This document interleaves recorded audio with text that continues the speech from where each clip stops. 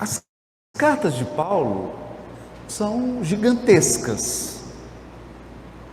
Se a gente olha no Novo Testamento, parece pequeno, mas o conteúdo, aquilo que Paulo trata nas suas cartas, é de uma profundidade, de uma vastidão tão grande, que parece o rio Amazonas, da nascente até o momento em que ele deságua no mar. É muito grande.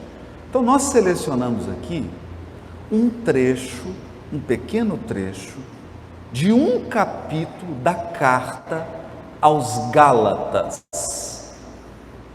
O capítulo 5 da carta aos Gálatas, da metade para frente, em que Paulo trata das obras da carne e do fruto do Espírito.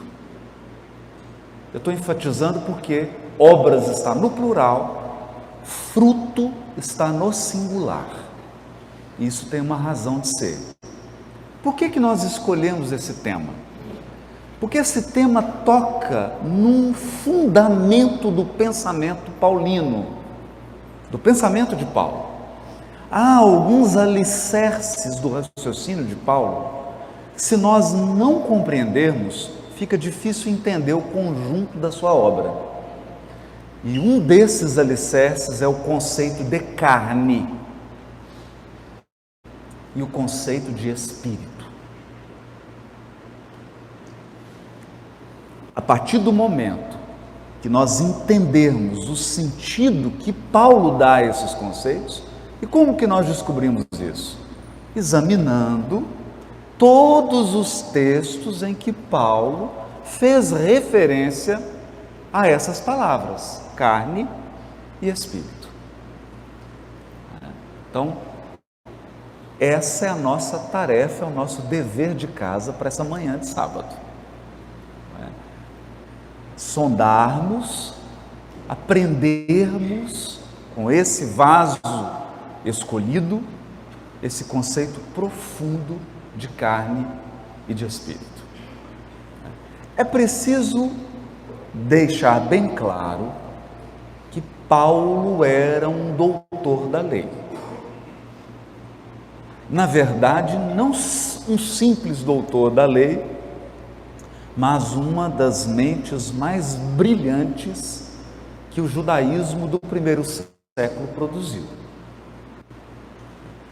E o brilho de alguém, o desenvolvimento de alguém em qualquer área, tem muito a ver com os seus formadores. Nós podemos observar isso, por exemplo, na música. Um grande concertista, um grande instrumentista, ele não se forma sozinho. Geralmente, na maioria esmagadora dos casos, em algum momento da sua formação, esse instrumentista ou concertista entra em contato com alguém renomado na sua área. E a partir do momento em que ele aprende, em que ele tem contato com esse alguém, a experiência é transmitida. Existe algo no conhecimento que você não consegue colocar em livro, você não consegue colocar no papel, que é a sutileza da experiência. Eu vou dar um exemplo. Eu estou com um problema hoje, eu queria que vocês me ajudassem. Eu estou levando um filhote para Belo Horizonte. Já prepararam o isopor, a Cláudia, é um filhote inteiro. É uma porção. Eu nunca preparei um filhote na minha vida. A minha esposa Priscila também não. Eu tenho certeza que não basta entrar no Google e ler uma receita para preparar um filhote. Vocês concordam? Porque tem uma sutileza, tem detalhes no preparo que só podem ser transmitidos no contato com alguém que já preparou muitos filhotes, não é? Em qualquer ramo do saber, em especial os saberes do Espírito, é a mesma coisa. Nós precisamos de alguém que transmita a sua experiência. E Paulo conviveu com uma geração de sábios. Gamaliel era neto de Hilel, o maior sábio do judaísmo. O maior sábio. Pode ter sábios próximos de Hilel, como Rabi Akiva, Rabi Ismael e outros. Mas maior do que Hilel, igual a Hilel, talvez Shammai, maior não teve. Então, Hilel e o seu neto Gamaliel foram os orientadores. Hilel já havia desencarnado ao tempo de Paulo, mas ficava a tradição da família, a tradição oral. Então, Paulo aprendeu as Escrituras, Paulo aprendeu os textos bíblicos, aprendeu a interpretar, aprendeu a extrair o espírito da letra, porque a letra está disponível para todo mundo, não é? Alguém poderá me dizer assim: Haroldo, não tem problema, para preparar um filhote é só ter o filhote de tempero, não é? Então, a letra estava lá. A questão é como interpretar e extrair o sentido. E ele então contou com esses sábios e por muitos anos. O jovem, ele convivia com o mestre da Torá a partir dos 13 anos de idade. Quando Saulo, né? Ele era Saulo ainda, tem contato com a mensagem de Jesus, ele já tinha 35. Então foram 20 anos, mais de 20 anos de contato permanente com Gamaliel. Ele realmente sabe o que ele está falando. E nós não podemos ler Paulo ingenuamente. Por trás de cada palavra de Paulo, existem centenas de anos de conhecimento de Velho Testamento. É importante a gente ter noção disso, porque senão a gente chega e faz papel de bobo. Porque imagina que Paulo está falando algo assim que não tenha uma conexão, uma profunda raiz com o Velho Testamento. Eu estou enfatizando isso porque isso ocorre aqui nos conceitos de obras da carne e fruto do Espírito. Nós vamos ver que esses conceitos foram trabalhados ao longo de séculos da primeira revelação. Então, compreendido isso, vamos passar para um outro elemento. Nós costumamos cometer um equívoco que é grave, é muito grave. Eu, particularmente, depois de 35 anos estudando o Novo Testamento e Velho Testamento, eu acho que esse é o principal equívoco do espírita. O espírita acha que Velho Testamento são os livros que ele tem na Bíblia dele, que está empoeirada, guardada lá, que ele nunca leu, nunca abriu. Alguns têm ela até aberta na sala, não é? Fica lá enfeitando, tá? De vez em quando passa vamos tirar a poeira aqui, não é?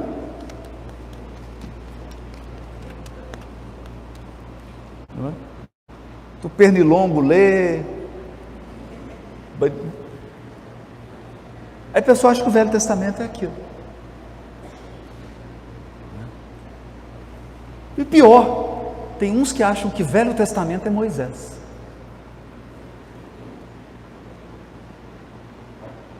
O Velho Testamento é Moisés.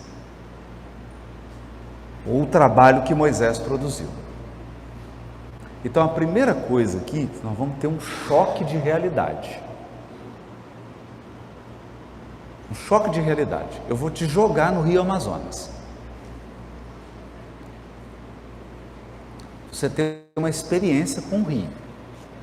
Você vai ter que nadar de volta para a margem. O Velho Testamento é um conjunto de vidas de centenas de missionários que encarnaram no mundo para transmitir a ideia de que há apenas um Deus.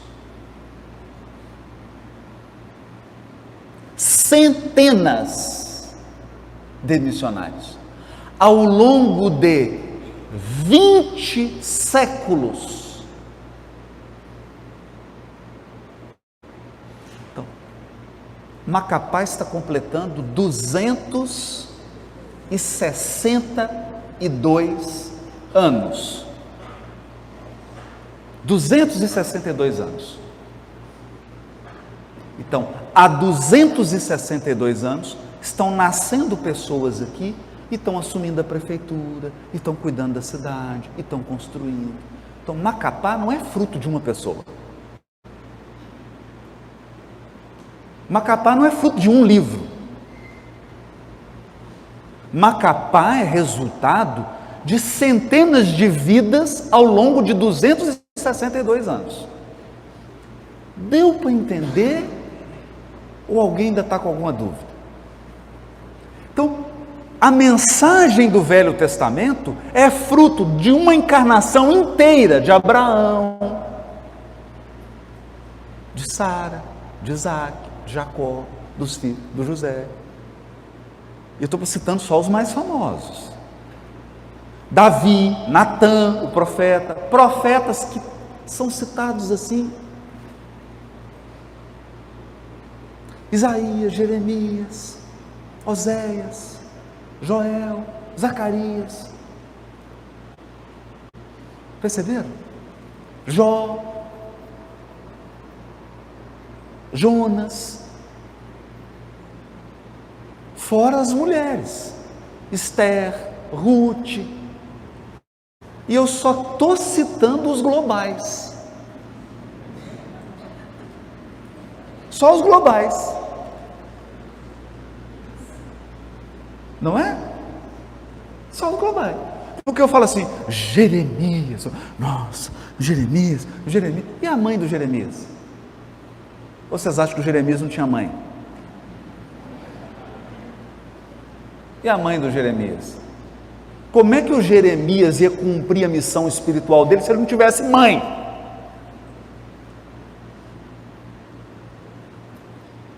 Não é? Aí todo mundo, mas o profeta tal. E a esposa dele, que aguentava o profeta? Tem coisa mais chata do que um profeta? Lá a esposa, cozinha. Oh, meu bem, vem comer a janta, não posso, tenho um compromisso na federação. Tem uma campanha a favor da vida. Está lá o profeta trabalhando e a esposa jantando sozinha. E a esposa? Então, quando você abrir a sua Bíblia, a Bíblia tem um início, viu, gente? Tem um início. Você abre assim, ó. É o início dela. Aí tem um primeiro livro, chama Gênesis. E o último é Zacarias. São 64 livros.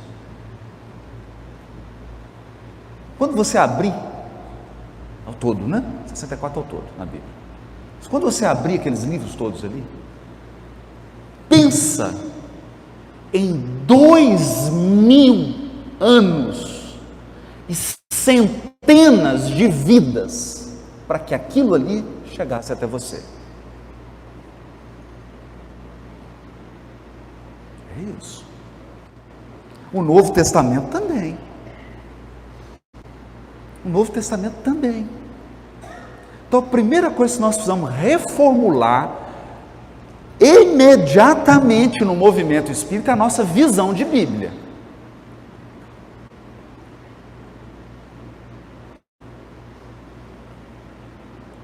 Bíblia é um relato resumido da vida de muitos missionários.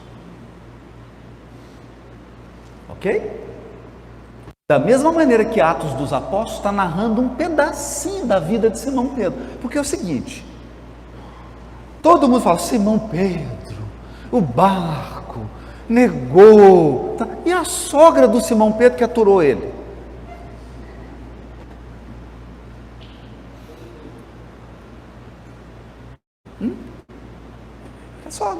A sogra foi curada por Jesus. Se ela foi curada por Jesus, ela quer uma boa sogra. Não é? Uma boa sogra. Foi curada. Alguém aqui sabe a história da sogra de Pedro? Hã? Qual que era o nome do marido da sogra de Pedro? Hã? Alguém sabe? Ninguém? Nem eu, não tem. Não tem. Mas como é que a mulher do Pedro nasceu se não tinha um marido da sogra? Perceberam, gente? Então, às vezes nós fazemos uma leitura infantil da Bíblia, porque você descola a Bíblia da vida, não é? Todo mundo fala de Judas, não é? Judas? Alguém não conhece o Judas? Judas, o apóstolo, traiu Jesus, não é? Qual que é o nome da mãe de Judas? Gente, Judas tem mãe, vocês sabem disso, né? Hã? O nome da mãe de Judas? Ele tem mãe. Tem mãe. Alguém aqui sabe o que essa mãe sentiu quando o filho dela suicidou?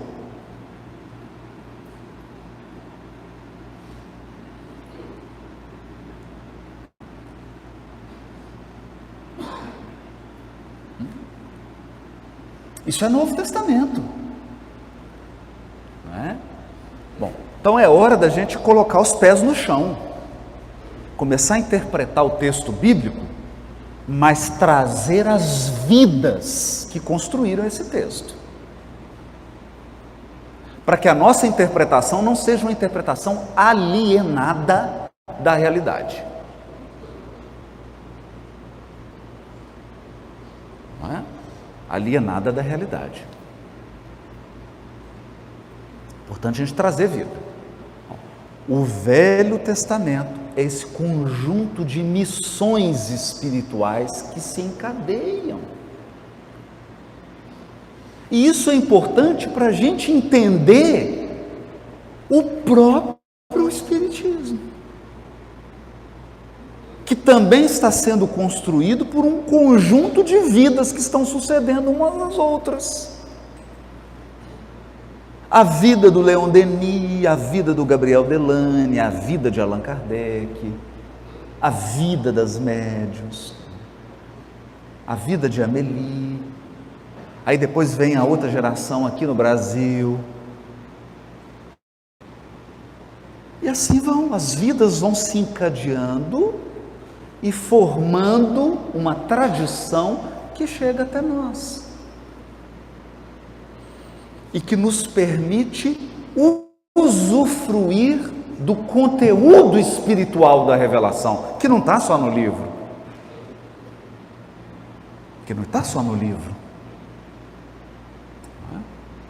Então esse era um ponto que eu gostaria de frisar bastante. Feitas essas considerações, vamos direto ao ponto, direto ao conceito. Quem escreveu os textos do Velho Testamento e do Novo Testamento são pessoas comuns, no sentido da vida cotidiana delas. São ribeirinhos do rio Amazonas.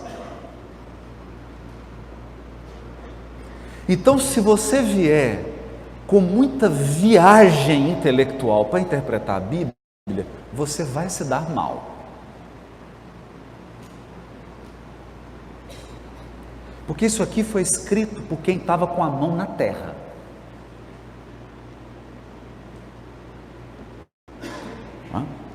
Então, a mensagem do Velho Testamento, basta você olhar. Basta você olhar. Olhar para a vida. Olhar para a realidade. E o que eles perceberam? Perceberam o seguinte: você recebe um cachorrinho na sua casa, filhotinho. Não é o peixe não, é o cachorrinho. Com o tempo, ele vai envelhecendo, não vai? Vai envelhecendo. Aí vai ficando cego, vai tendo um tanto de problema. É assim. É o ciclo da vida biológica do animalzinho. Daqui um tempo, que varia de 10, 12, 14 anos, 15. O que acontece? Chega um dia, você entra em casa e está lá só o corpinho do bichinho. Aí você observa o corpo,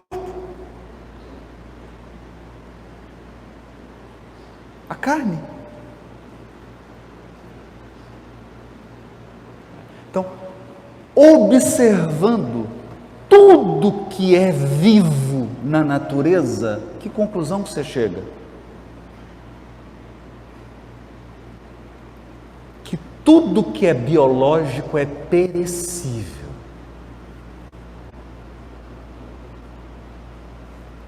Então, os autores bíblicos cunharam uma frase que está em Provérbios, que é maravilhosa. A carne é como a flor. Não é que é a flor? Aniversário de casamento, você compra um buquê, 6 botões de rosa, tão lindos. Entrega para a esposa, ela fica feliz. Primeiro dia, tudo bem. Segundo dia, um mês depois, onde está a beleza dos botões de rosa? Murchou. Então isso levará o autor bíblico a dizer: a carne é como a flor do campo.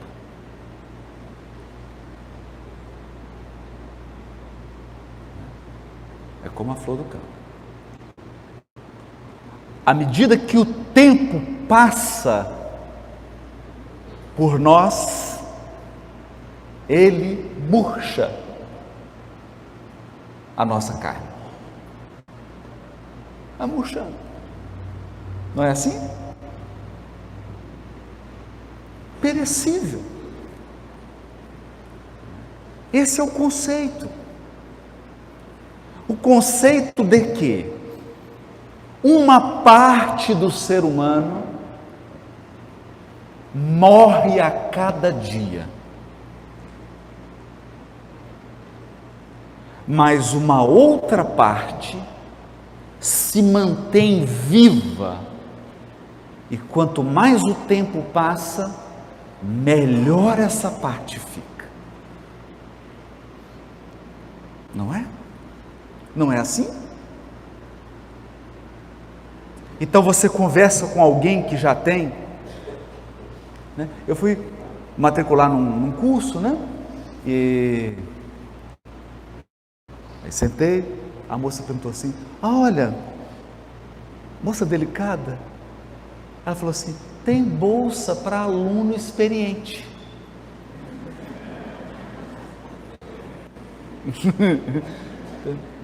Falei: é? Olha que delicadeza, experiente, né? E qual o requisito que eu tenho que preencher para ser considerado experiente? Não, tem que ter acima de 45. Nossa, por pouco. Experiente, não é? Mas é uma questão de visão, não é? Porque se você está olhando para dentro da pessoa, quanto mais o tempo passa, na maioria das vezes, com algumas exceções, mais experiente a gente fica. Não é? Mas se você olha para fora, quanto mais o tempo passa, pensa num maracujá.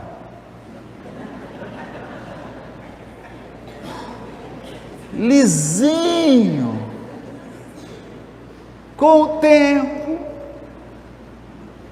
Você entendeu? Então, é isso. Essa é a visão dos autores bíblicos a respeito da natureza humana. Então, eu procuro alguém experiente, que tem muitos anos de estrada, porque essa pessoa, via de regra, ela acumula experiência e sabedoria, porque ela já passou por inúmeras situações que você não enfrentou ainda, e portanto ela sabe. Ela sabe lidar com aquilo. Isso é imponderável, eu não consigo ver. Isso não se vê com os olhos. Não tem como eu olhar para uma pessoa e falar, ah não, esse é experiente, esse é sábio. Tem? Tem jeito? Não tem. Não é? Mas o aspecto exterior, esse tem jeito. Esse tem jeito. Então eu olho e falo assim, criança, adolescente, adulto, aluno experiente, melhor idade, ótima idade, idade de voltar, não é? Voltar para a pátria espiritual, não é? Você vai olhando externo. Então, o homem, o Paulo irá dizer a respeito de si mesmo. Olha que lindo. Olha que lindo. E aqui preciso fazer uma contextualização. Quando ele chega em Atenas, em função dos inúmeros naufrágios, em função dos inúmeros açoites, em função das intempéries, das doenças, de dormir ao relento, de ser castigado, de se alimentar mal, de não ter onde dormir, de não ter um lar, em função disso, Paulo parecia, diz Emmanuel, uma seta. A seta é um faquir. Ele era magro, cheio de cicatrizes no rosto, no corpo, vestindo trapos. Quando ele chega e olharam para ele, ele parecia um mendigo da rua.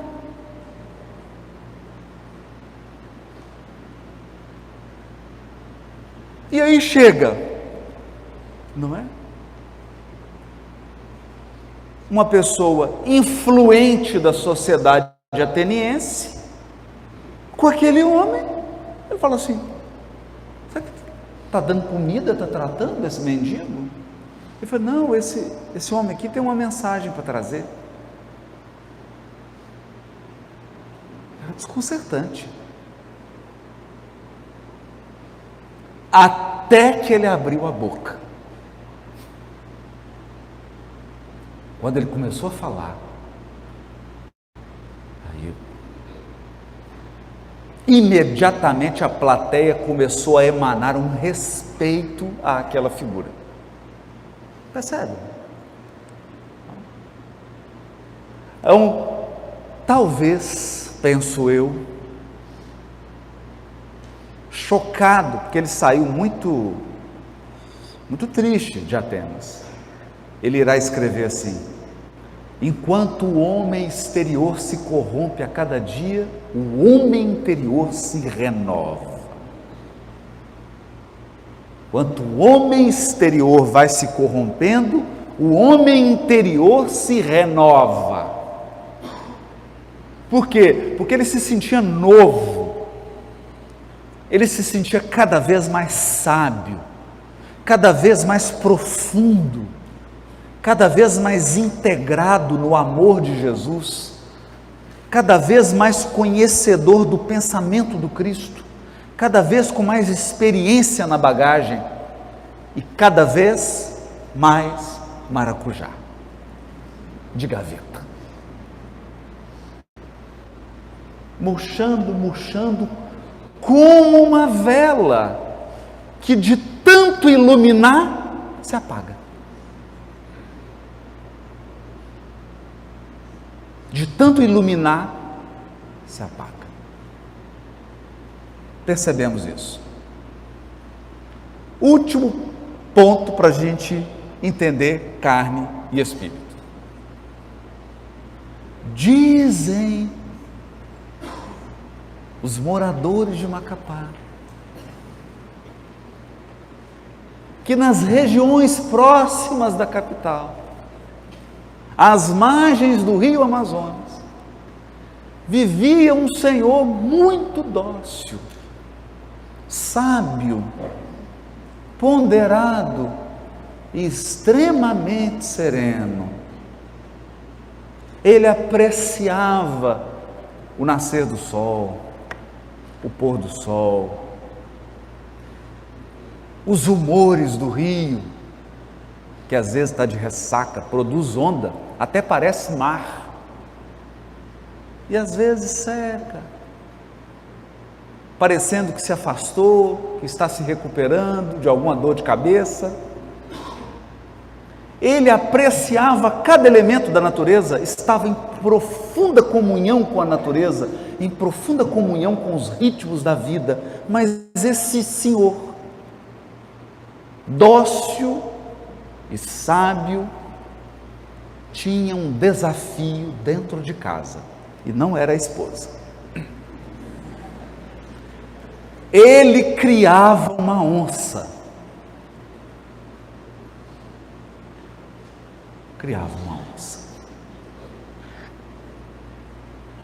Há muitos anos. Essa onça cresceu com ele. E era uma onça temperamental. Todos os dias ele tinha que alimentar essa onça umas 5 vezes por dia. E ai dele se não alimentasse essa onça. Às vezes essa onça estava no cio, Deus me livre. Deus me livre controlar uma onça no cio. Tinha dias que essa onça amanhecia nervosa, violenta, agressiva, e ele tinha que domar a onça. Noutros dias, essa onça amanhecia esparramada, não queria nem levantar, mal queria se alimentar. Com algumas pessoas ela era dócil, com outras, se deixasse, ela atacava. E embora aquele ribeirinho fosse uma pessoa profundamente dócil e ponderada, cuidar daquela onça consumia 90% da sua energia diária.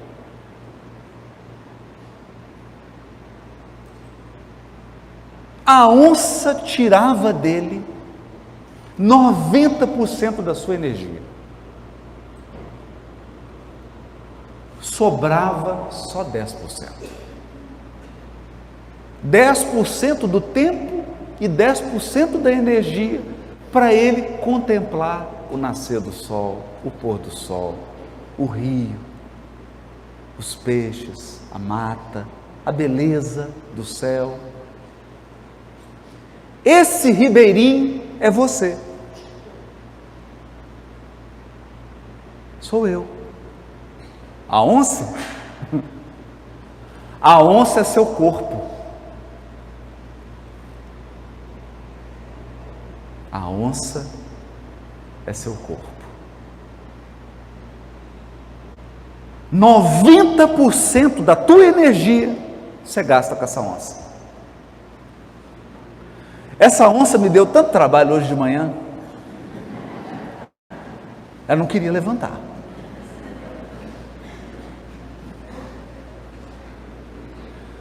Levantou à força. Eu tive que dar banho nela. Tive que dar comida para ela. Tapioca, exigente. Exigente essa onça. Tapioca, ovo, bolo de tapioca. Ela tem bom gosto. Café. Depois tive que escovar dente por dente dessa onça. Passar pelo... e trazê-la para cá. Agora ela está calma. Mas quando estiver chegando perto de meio-dia, essa onça sabe que está em Macapá. E ela vai querer atacar um filhote. Você entendeu? A onça é a carne, o ribeirinho é o espírito.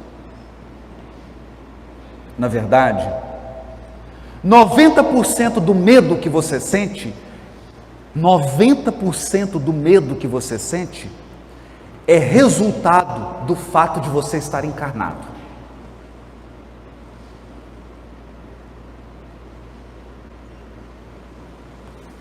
Haroldo, eu não entendi. Então eu vou te dar um exemplo. Está aqui os espíritos volitando. Eles estão volitando. Espírito que volita tem medo de cair?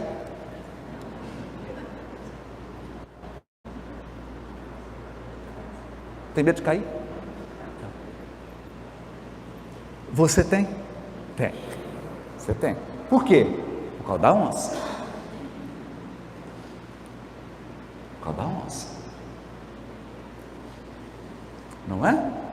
Outro problema da onça, ela tem fome, toda hora tem fome, tem que alimentar ela. Farinha pouca, meu pirão primeiro. 90% do seu egoísmo é por causa da sua onça. – 90% do seu egoísmo é fruto não, é resultado da tua onça. E eu vou parar por aqui. Porque se eu começar a aprofundar nessa onça, essas onças vão me morder. Medo, ciúme, tristeza, depressão, angústia, solidão. Grande parte de tudo isso é a sua onça. Essa onça, nas cartas de Paulo, tem nome. O nome dela é carne.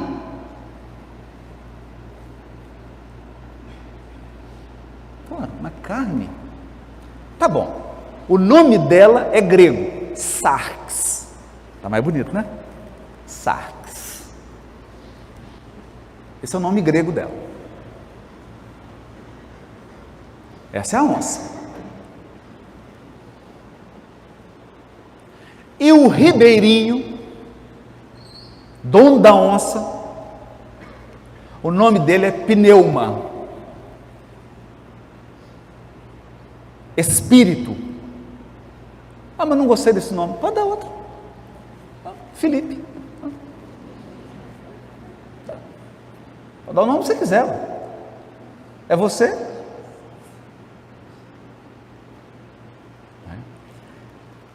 Então eu vou ler aqui. Toda vez que eu falar carne, você vai pensar na onça. Toda vez que eu falar espírito, você vai pensar no ribeirinho. Combinado? Então, Carta aos Gálatas, capítulo 5, versículo 16 em diante. Vou ler o versículo 16. Digo, porém, abre aspas, Paulo, andai no Espírito. Andai, todo mundo sabe, não é? Você encontra a pessoa, e aí fulano, como anda você? Aí você responde assim, com as duas pernas, é isso que você responde? Claro que não. Como anda você? Vou bem, não é? Então andar aqui é comportar, se comportar. Então Paulo está dizendo assim, se comporta segundo a onça.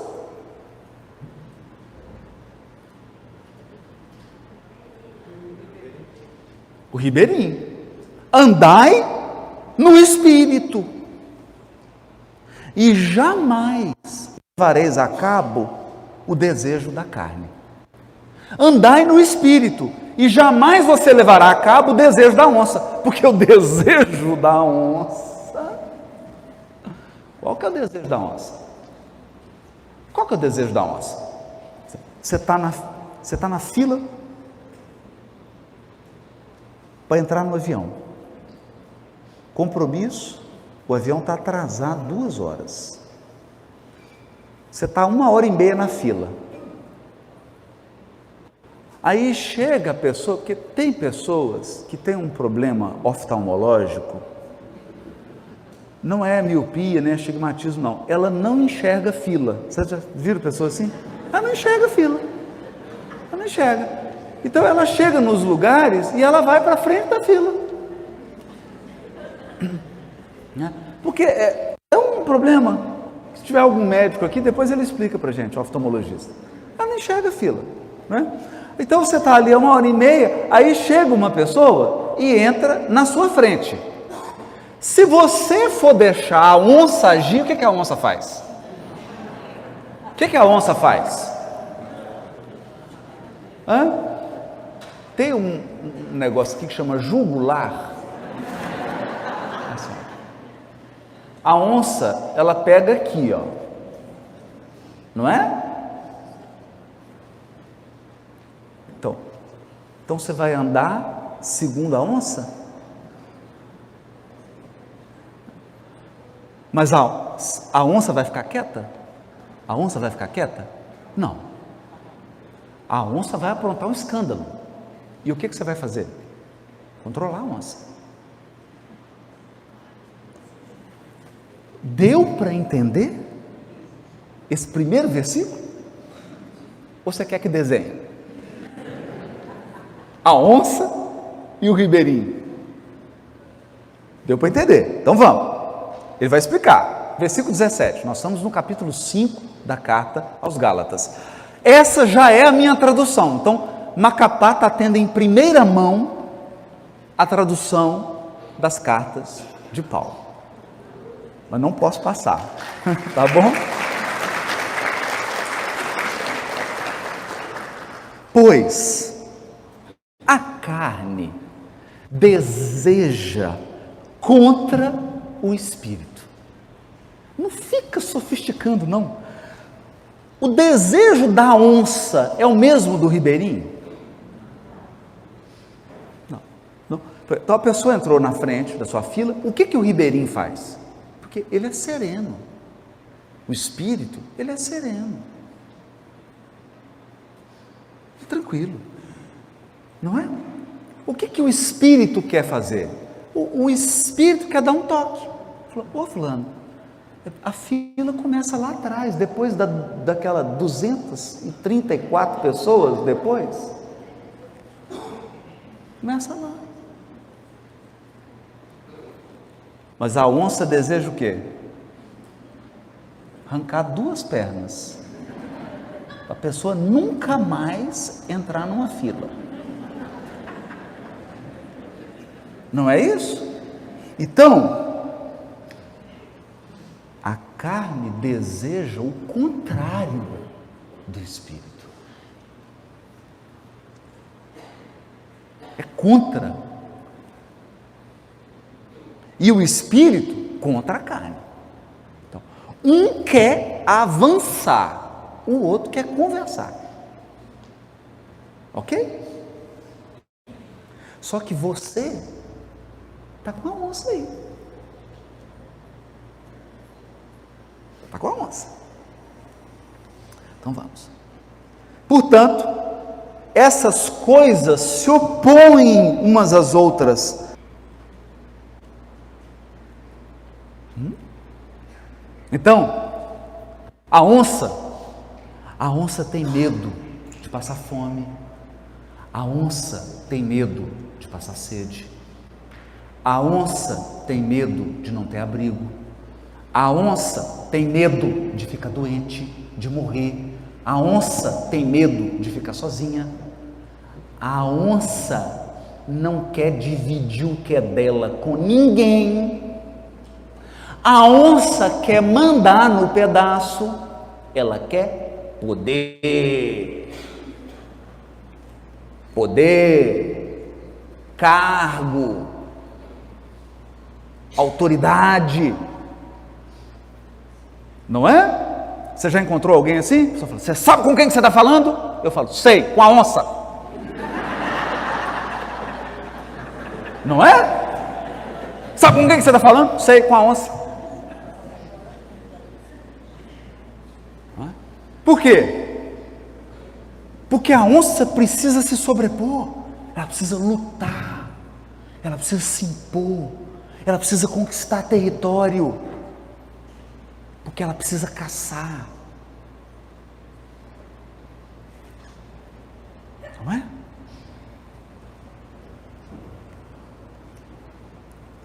Então, quando a esposa liga, você pergunta assim: alô? Oi, bem, quem é? Sou eu, amor? Não, o ribeirinho ou a onça? Pergunta antes, senão você vai ter problema. Versículo 18: mas se sois guiados pelo Espírito, não estais sob a lei. Que lei? Lei de reprodução, lei de conservação, as leis que regem o mundo biológico.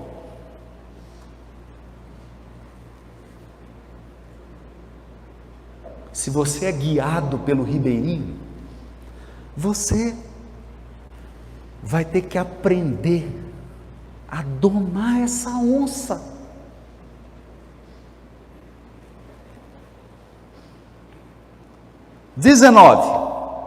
Evidentes são as obras da carne. Obras. Então aqui Paulo vai trabalhar uma diferença aqui. Obras no plural, e fruto. Então, respondam, por favor.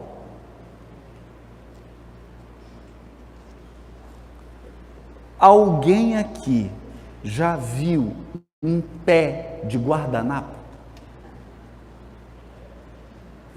Então, uma árvore, aí você lá vai e colhe o guardanapo.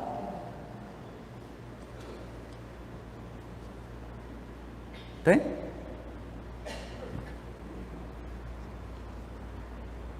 Não tem. Pé de microfone. Falou, agora já está maduro, deixa eu colher o microfone. Já vem com a pilha. Isso são obras. Obras são artefatos do ser humano na terra. obras são resultado do trabalho da inteligência e da atuação da onça. Por que você acha que ali, às margens do rio Amazonas, tem um barco? Porque a onça detesta morrer afogada. E o que a onça fez? O que ela fez? Construiu um barco. Aqui, eu estou vendo ali, ó, tem uma parte vermelha, tem uma série de indicativos aqui, ali, ó, o extintor de incêndio, as indicações, saídas de emergência. Por quê? Porque a onça detesta morrer queimada.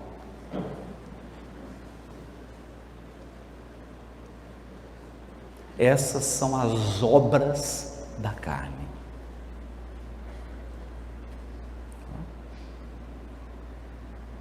Agora, você já viu o pé de cupuaçu?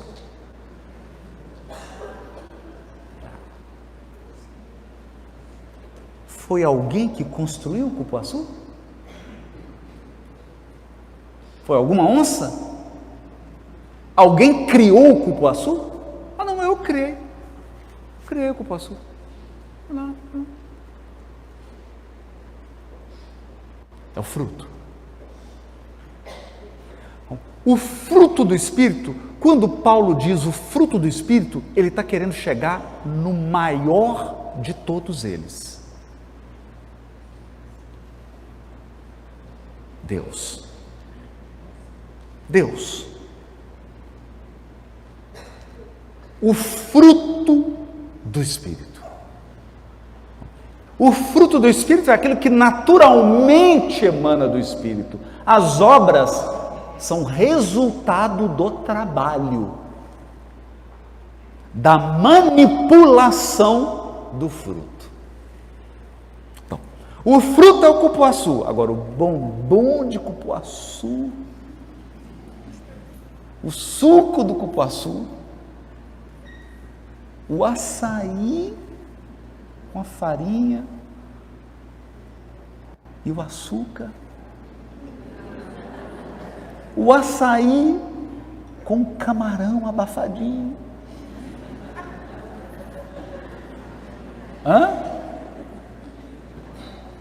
Isso é o quê? É o resultado da atuação do ser humano sobre o fruto.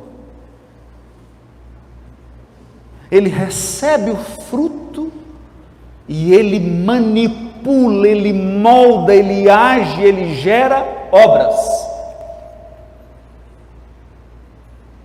Mas por que ele faz isso? Porque ele precisa sobreviver, porque ele precisa preservar a espécie, porque ele precisa se proteger, porque ele precisa reproduzir, porque ele precisa tirar um cochilo, porque ele precisa sentir conforto, porque ele precisa sentir segurança, porque ele precisa se sentir protegido. Deu para entender?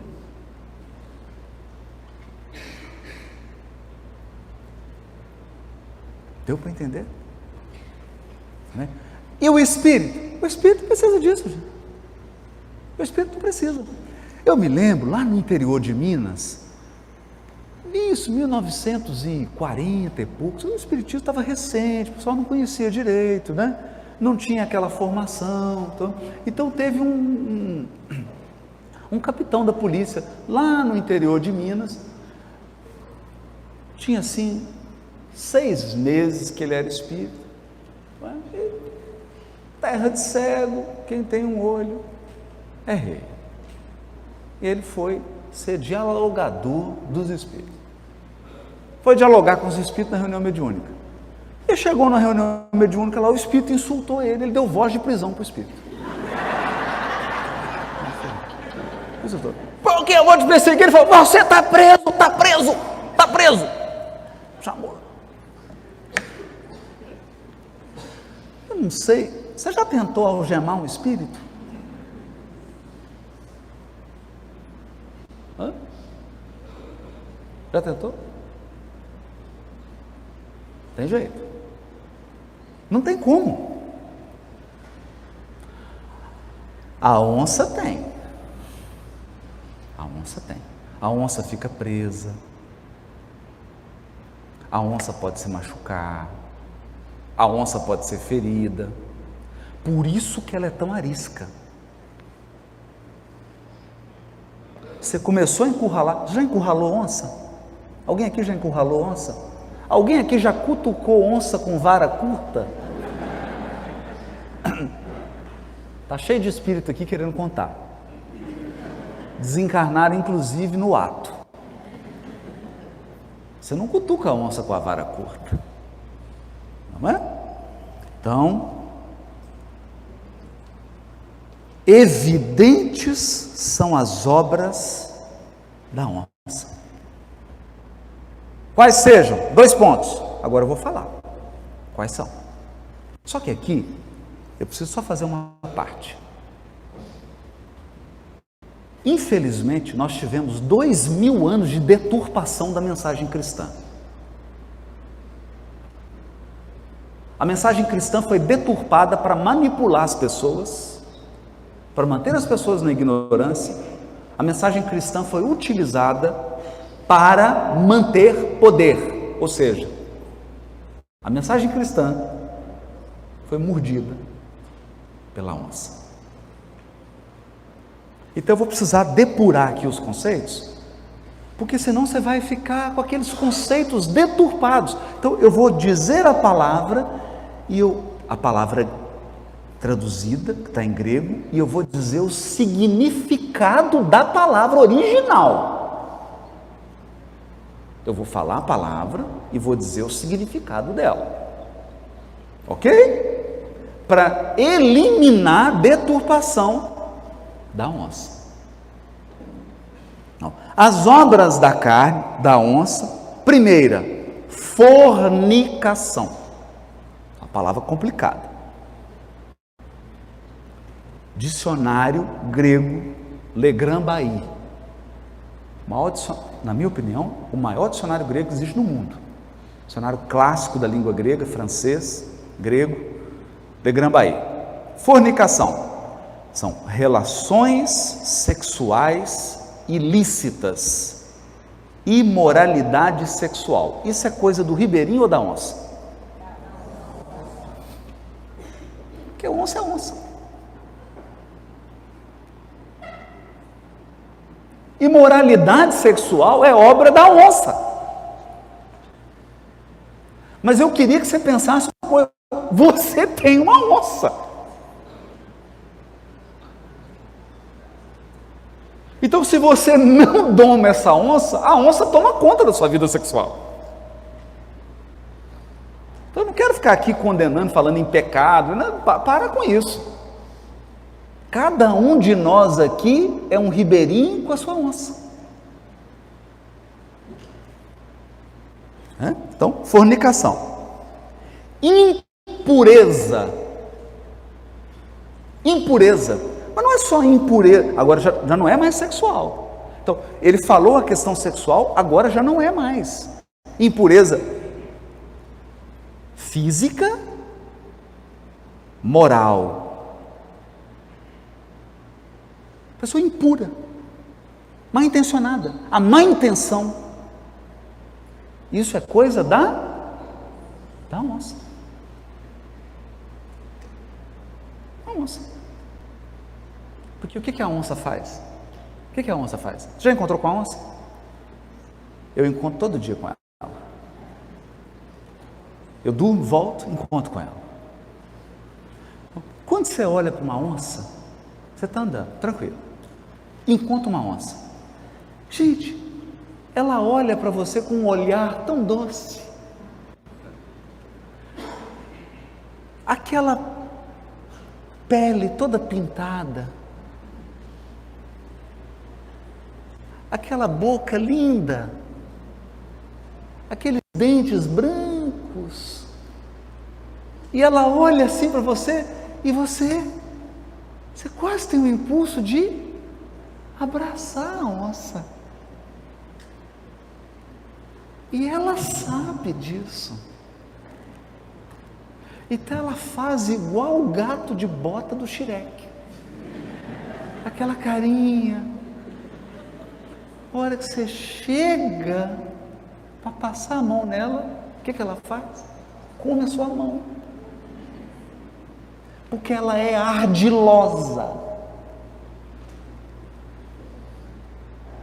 A onça é ardilosa. Ela deita, fica quietinha, olhando para você. Aí você passa, dá as costas para ela. Você só vai saber no mundo espiritual o que aconteceu. Não? Impureza é uma obra da onça. Devassidão. Mas aqui eu vou dar o sentido grego, que é aselgeia. A devassidão aqui não tem nada a ver com sexualidade, porque sexualidade já ficou lá atrás, é a fornicação, ok? Porque tem gente que vai lendo nas cartas de Paulo, tudo é sexo. É só ver sexo. Fica parecendo que é esse programa da Multishow, não é? Aqui é outra coisa, aqui é perda do respeito ao outro e à opinião pública. Isso é que é devassidão. Perda do respeito à opinião pública e à opinião do outro. Libertinagem. Isso é o devasso. Às vezes não tem nada a ver com sexualidade. Não tem nada a ver. É aquela pessoa, está lá, vaga, azulzinha, está pintada, um azul celeste, escuro, com desenho de uma cadeira de roda, para deixar claro que ali é uma vaga para deficiente físico, não mental, físico. Tem uma roda da cadeira de roda.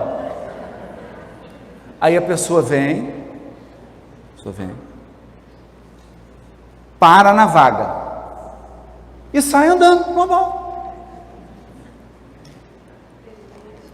Aí vocês perguntam: será que Jesus curou o paralítico? E eu não vi? Aí você fala assim: meu amigo, essa vaga é para deficiente físico. Estou nem aí. Devassidão. Perda do respeito ao outro. Libertinagem. Perda do respeito à opinião pública. Isso é obra da onça.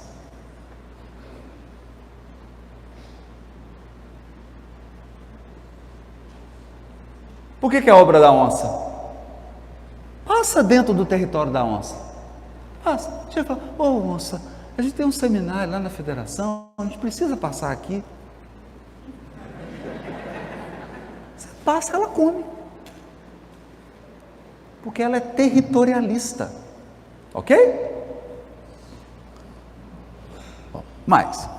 Idolatria. Porque idolatria, no Velho Testamento, é adorar qualquer coisa acima de Deus. Até o dinheiro.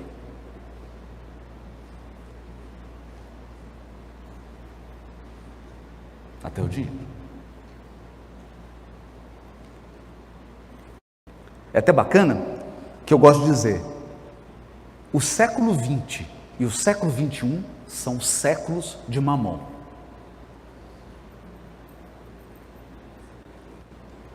O Deus da humanidade hoje é o dinheiro. Por quê? Porque, olha, gente, olha a sabedoria desses camponeses que escreveram a Bíblia. Eles dizem assim: todo Deus pede sacrifício. Todo Deus. O Deus de hoje, o Deus do mundo hoje, é o Deus do dinheiro, é o Mamon. Qual o sacrifício que ele pede? Tem gente que entrega a honra. Quanto que é a sua honra? 2 milhões. Depósito vivo, sem passar na conta, em dólar, nota de 100.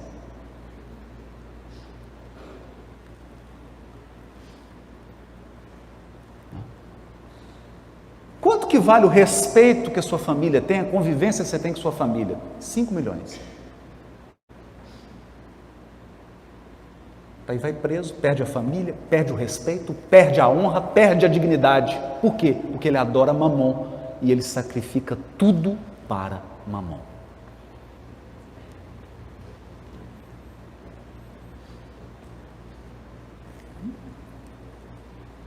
Deu para entender? Então chega uma grande empresa e fala assim: escuta aqui, o que a gente faz aqui na empresa? A gente fabrica remédio. Fabrica remédio? Fabrica. Então nós já temos a cura da doença tal? Já. Então vamos produzir o remédio? Não, porque vender uma coisa que não cura dá mais dinheiro do que vender o remédio que cura. Mamon.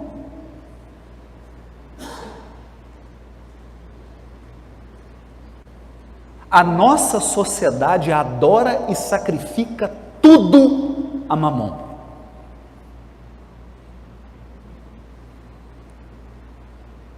Tudo. Não é? Idolatria. Isso é obra do ribeirinho ou da onça?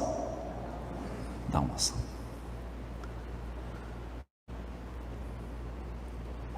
Inimizade. Agora vai começar a ficar difícil. Inimizade. É óbvio que isso não acontece no movimento espírita. Então, eu estou só citando, vocês imaginam que isso deve acontecer fora, né? Claro. Inimizade.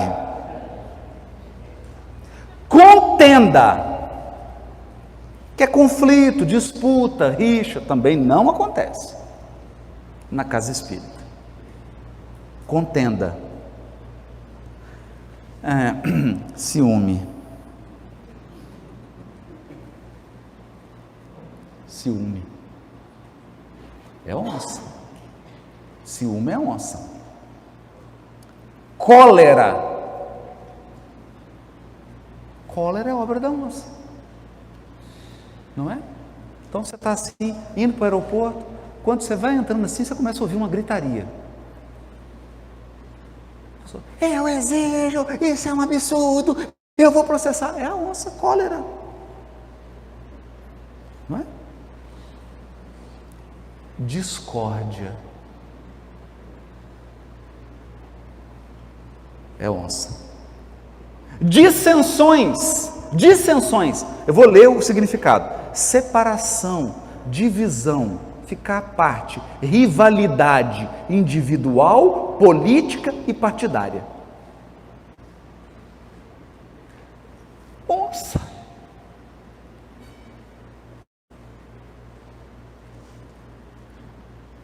Gente, eu estou falando coisas, eu sei que isso não existe no Facebook dos espíritos, estou tentando para vocês tentarem imaginar.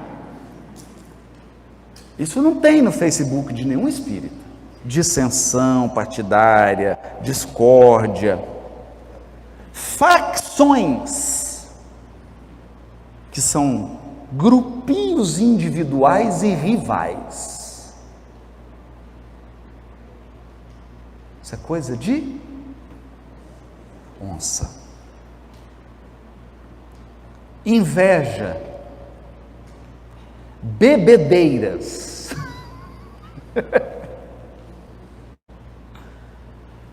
folias, mas folias aqui é no sentido daquelas festas, porque só explicar, tá, gente? Senão só vai radicalizar aí, calma.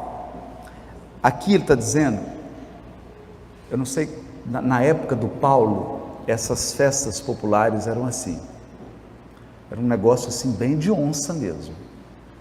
Então, as pessoas iam, se amontoavam no lugar e eles colocavam vasilhas para você vomitar. Porque você ia comendo, filhote, farinha e maniçoba, e depois vinha o suco de, não é? E tomava, nossa senhora, ia lá e vomitava e voltava. Vomitava, dava uma recuperada na onça e voltava. E voltava. Eu não vou nem entrar na parte sexual, porque eu não quero tirar a vibração do seminário. Então, aí o Paulo está falando assim, ó, isso aí é coisa de onça, pô. Que você sentar, comer, apreciar, tudo bem. Isso aí não é coisa do espírito. Isso é coisa da onça. Não é? Porque é o excesso, é o exagero. Não é? O exagero. E coisas semelhantes a essas, as quais vos digo antecipadamente, como disse anteriormente, que aqueles que praticam tais coisas não herdarão o reino de Deus.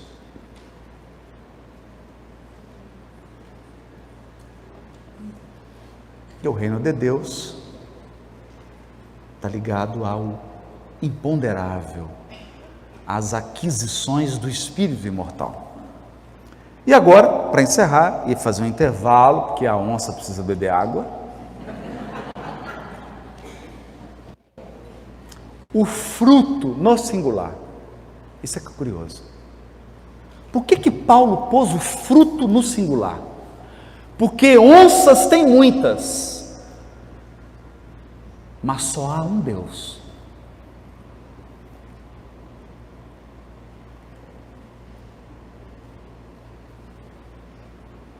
Vou repetir. Onças tem muitas, mas só há um Deus. Está cheio de onça no movimento espírita, mas só um Deus. Então, Deus é Deus seu e da pessoa que vota no partido que você não gosta.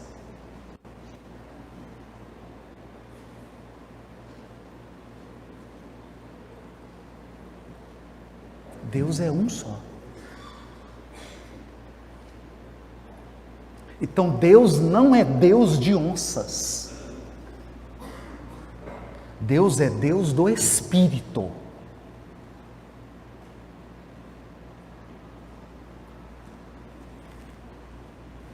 Então agora o fruto do Espírito é no singular. E aí ele vai dar desdobramentos de um único fruto. Um único, é um fruto só. É um só.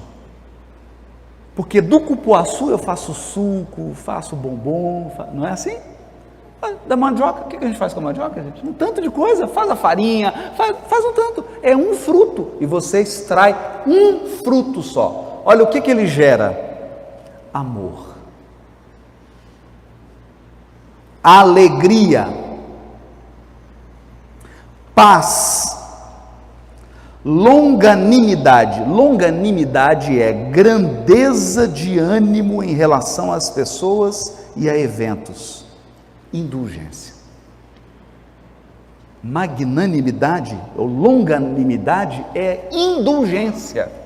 Então, amor, alegria, paz, indulgência, benevolência, as palavras que estão lá no livro dos Espíritos, bondade, confiança, mansuetude e autodomínio. Agora, o mais sensacional aqui é que você pode, olha só, gente, o Paulo é o cara. Paulo é sensacional. Por quê? Ele colocou os pares. Para cada obra da onça tem correspondente ao fruto do Espírito. Então, por exemplo, fornicação, que é o descontrole da sexualidade. Qual que é o antídoto e o remédio? Amor. Amor. Não é?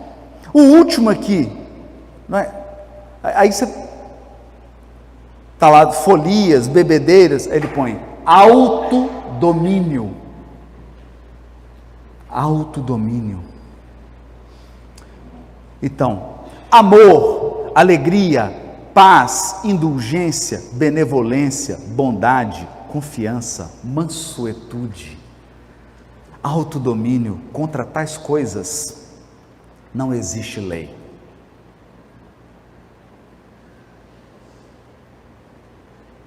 Tem? Alguém, você conhece, Felipe, alguma lei que fala assim, é proibido ser benevolente? Hã? O Congresso acaba de aprovar, é proibido amar. Tem lei contra isso? Não tem. E os que são do Cristo crucificaram a carne com as paixões e os seus desejos. Eu vou repetir. E os que são do Cristo crucificaram a onça com as suas paixões e os seus desejos. Se vivemos no Espírito, andemos também no Espírito. Está falando aqui. Não adianta só vir em casa espírita, só ler codificação. Por quê? Tem gente que pega o livro dos Espíritos e, para defender o livro dos Espíritos, ele vira onça.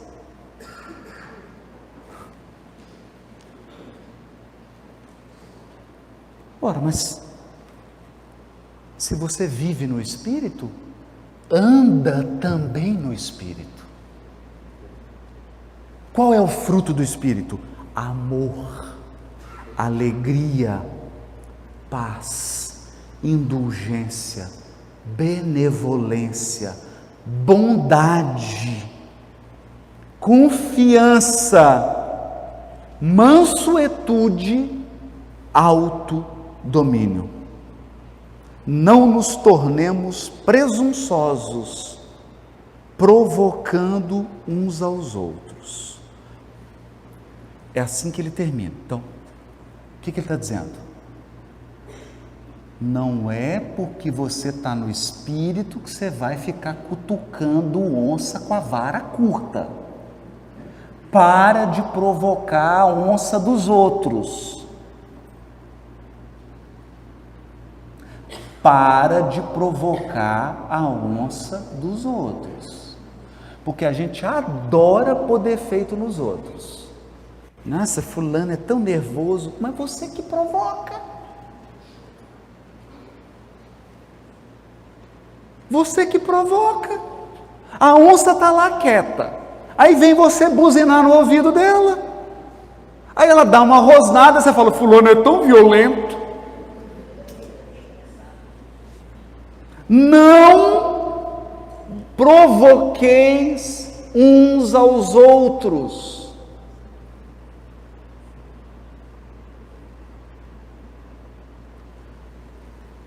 E aqui termina, a onça precisa beber água, café, precisa relaxar, mas eu gostaria de criar uma dinâmica para você usar na vida, a partir de agora, para cada pessoa que você ama, ao lado do nome dela, você vai dar um nome para a onça dela.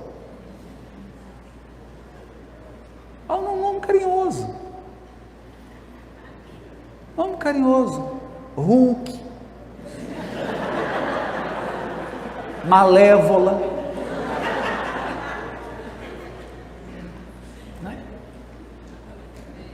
Então, para cada pessoa que você olhar, saiba que há uma onça com ela. E Gálatas, capítulo 5, versículo 26. Não provoca a onça do outro.